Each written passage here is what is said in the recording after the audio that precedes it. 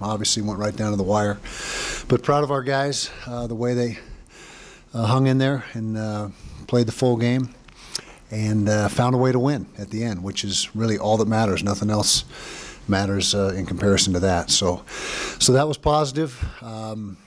Big challenge this week, SC coming to our place.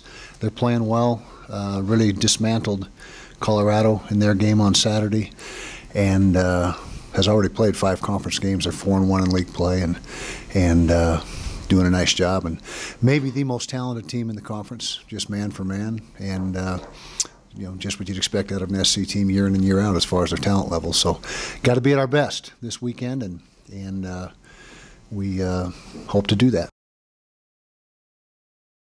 I just wanted less questions for me during the week, and so to get that done early in the week, that was it. I mean, we kind of played that strategy game. I kind of played that strategy game last week of not announcing, but we figured that this week let's just announce it and be done with it and move on. So that was really the thinking. Okay, we think Travis has performed just a little bit better so far this season than Kendall. Overall, when you look at the numbers, it's very close. It's no different than when we came out of fall camp with it being a tight race. Kendall's run the ball a little bit better than Travis has so far this season. Travis has thrown the ball a little bit better than Kendall, and it's very tight. And there's a very strong possibility that you'll see Kendall in the game this week as well. So it's still not a what I term a 2-quarterback system. So people say, well, you're playing 2 quarterbacks, so it's a 2-quarterback system. No, it's not as far as my definition, where both guys know they're going to play X amount of time or X amount of plays or whatever the case may be. We're waiting for some separation to occur. Ideally, we'd like some separation to occur and one guy to take charge and settle in and be the guy. But that hasn't happened yet, so they're both going to continue to get opportunities until that does happen.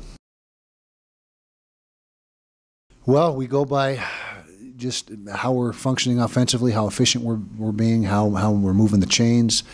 Are we protecting the football? Are we turning it over? That was a big reason why we made the change at halftime in this last game, is we had a couple turnovers and I think 80 yards of offense and just a couple field goals to show for our efforts. And so we're just, anytime we think that making a change is going to give us a spark, then that's when we'll do it. And I guess that's the most simplistic way I can explain it, is when we need a spark and we're looking for a spark and we're not getting the production we need, then we look at making a change. Takes a ton of the pressure off. Yeah, and it's really been the difference for us so far this year offensively in the ability to win games is a strong running game. And we're winning with strong defense, a sound kicking game, and a strong running game. That's what we're winning with right now. Got to throw the ball better. We know that. We all know that. And we got to catch the ball better. We got to protect better. I mean, there's a lot of things that go into that.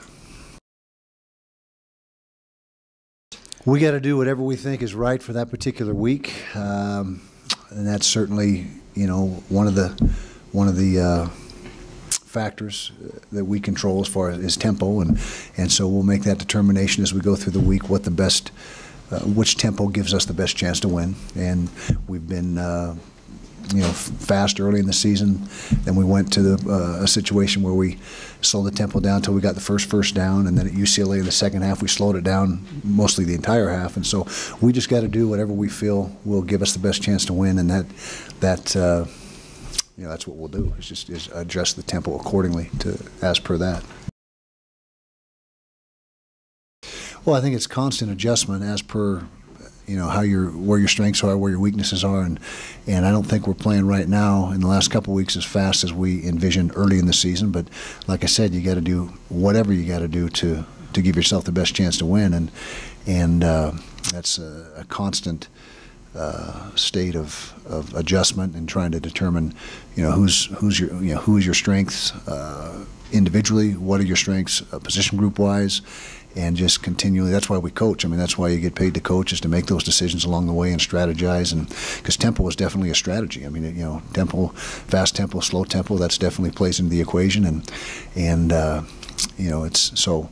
To answer your question, we're probably much more of a run game than I thought we'd be, a strong running team than I thought we'd be, and we haven't run as up tempo as we thought we'd be going into the season at this point in time. counts as one, just like any other one. I'm never going to get into the drama game of building up a game and making it a life or death situation. That's not how we operate. It's every game's important, and this one is no different. And then whatever the 5 after that will be no different from this one. And so it's a matter of trying to play well every week. And yeah, SC is in first place right now. There's no doubt about that. And so that's that's a challenge for our guys. But as far as build up for a game and treating the games differently, that's not how we operate. It'd be very pivotal, and that's, as I say, just about every week, not every single week, but that football most weeks comes down to stopping the run and being able to run. And we got 2 teams that are doing a nice job. I think we're rushing for more yards a week than they are. I think they're about 190, and we're somewhere just over 200. But 2 strong running teams. They're very balanced on offense. They're doing a great job throwing the football with Kessler, as we talked about. And Allen is a terrific back. We've got our own back that we're very high on, Devontae Booker. And so that'll be an intriguing matchup. That'll be a big determiner in the game as to how those 2 guys fare. I think yes, particularly during the work week. The practice is Monday through Friday, and this time of the year you do very little contact. There's not any live work going on with the travel squad, and so, but you need to make sure that you don't overwork him Monday through Friday. Then on Saturday, he's proven he's capable of a 30-plus carry game, but I don't think you want to do that every single week. But he's certainly proven to be thus far very durable and get stronger as the game goes on. No reason that we can put our finger on, and yeah, it's been frustrating for us. Now, you look at every game, anybody playing any week, and there's going to be a few drops. We've just had a few too many, and so it's not like you're going to go through games with 0 drops. That happens very seldom, but we certainly have had more than our share. And but again, it's not just that. We got to put the ball in better spots sometimes. We got to pass protect better sometimes. We got to call better plays sometimes. And so it's a combination of things. And we're not pointing the finger at any one guy, any one group. If everywhere pointing the finger at me, I'm the guy that's got to try to get it solved. Well, he blocked exceptionally well, and blocking is a big part of being a complete receiver. And really, they're all 3 going to play between Drez, Timmy, and Kenneth Scott. They're all going to play, and naming Kenneth the starter this week is really probably a product of the blocking situation. But Timmy was not disappointing. It's just a matter of Kenny had a pretty good game in that regard, and they're all 3 going to play. So really, we could have listed either guy as the starter. They're going to play most likely equal amount of time. Yeah, Kessler's playing very well. He's in the top 10 in the nation in pass efficiency, taking care of the football. He's only thrown 1 interception in 200 and whatever attempts he's had. He's thrown the ball a bunch and just the 1 interception. And coming off a great performance against Colorado, as you mentioned. And so we've got to work cut out for him. He's a lot like Halliday as far as a pocket passer and Mannion that we just faced, and not real eager to run the ball. Not to say he's not a good athlete, because he is, but he makes his living in the pocket, and he's done a nice job of that this year. Tevin Carter, I'm going to say again, we hope he plays. It's unknown, and we're just it's a week-to-week thing, and we sure missed him last week, but you're always going to miss a good football player. That's just how the game goes. There's no excuses. There's nothing you can do about it, so we just move on. But hopefully he'll play, but I can't tell you for certain one way or the other.